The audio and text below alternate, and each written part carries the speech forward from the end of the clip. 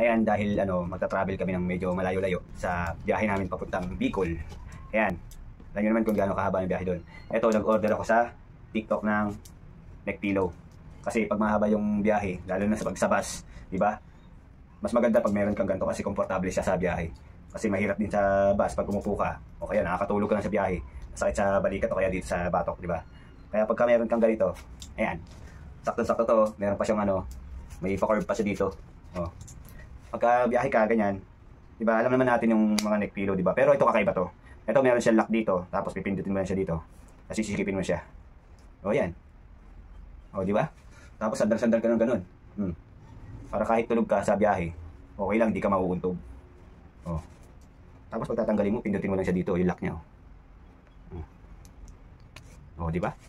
Ayos na ayos. Ang kagandahan kasi dito, ang advantage nito sa ibang neck pillow, ano siya, malambot talaga siya. Ayan o. Ang ganda niya. At hindi siya mabigat. Kasi yung ibang neck pillow na ganito, na nabili ko dati. Kasi mahilig kami talagang umuwi kami sa probinsya pagka Holy Week. Yearly talaga. Bumili ako ng neck pillow na ibang klase ganito. Sa ibang shop ako bumili.